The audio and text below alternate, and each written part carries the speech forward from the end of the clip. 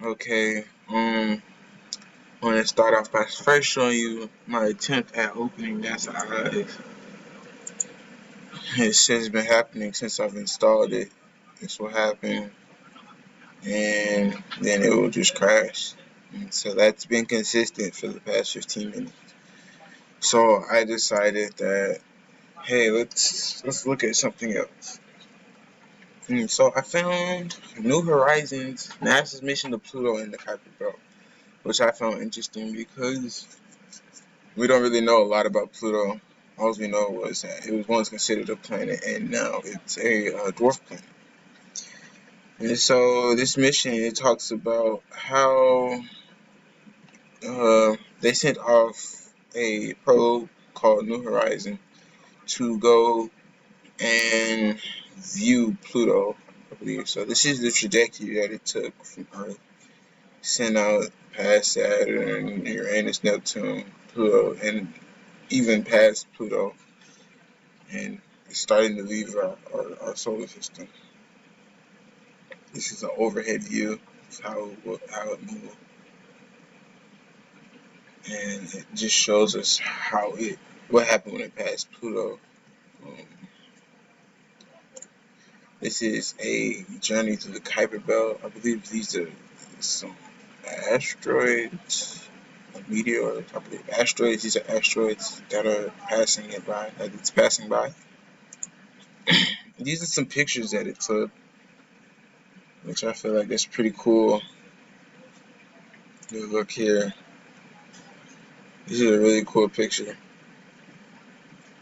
It was released on February.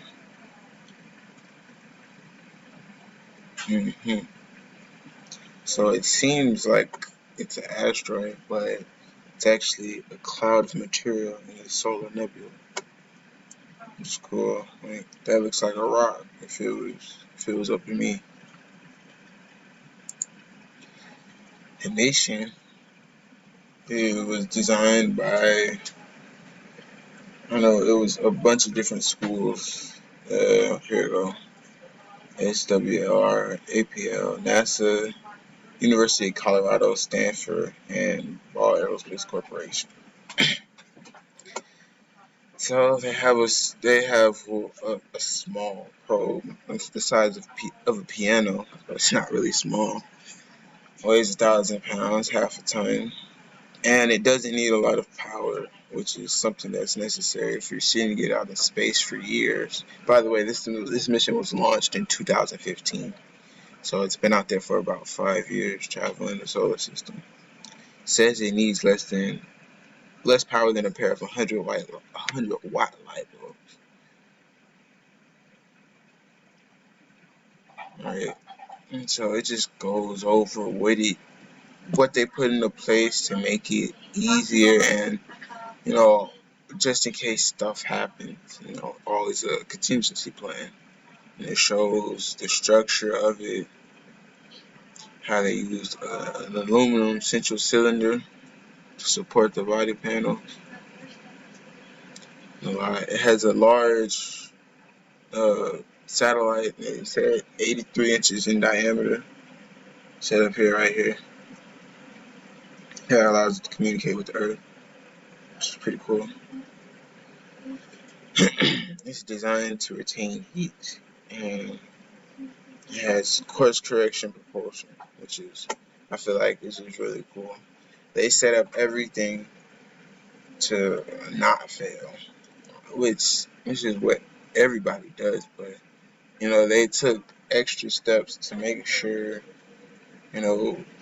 just in case something goes wrong, there's always a contingency plan. So it won't be a waste of time if, let's say, a fuse blows or something like that, just for example.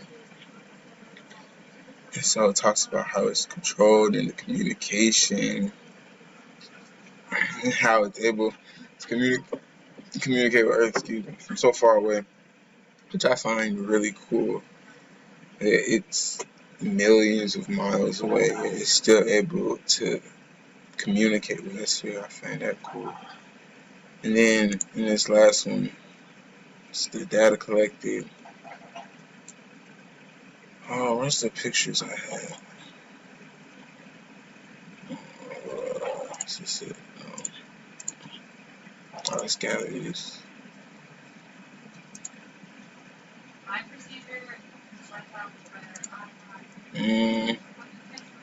I had a tab with pictures. I can't seem to find it. Shit, give me a second. I'm sorry.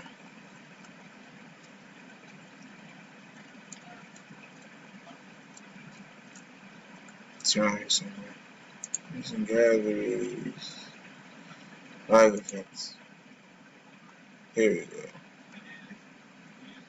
Wait, no, it's not.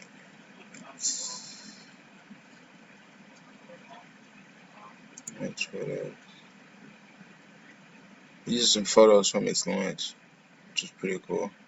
That was back in 2006. Wow, I'm so wrong. 2006. It was launched, what, 2006? 14 years ago. Some photos of the spacecraft. Event photos. So yeah, I find it's really cool just how we're branching out to explore space more and more, and eventually we'll be able to explore other solar systems. Maybe in the near future, we might launch a program in 2020 that won't have any information until 2040. It's just really just shows you just the vastness of our solar system. So hopefully this video is acceptable. I'm sorry that NASA eyes and the celestial was not trying to work for me. I guess I'm just unlucky. So yeah.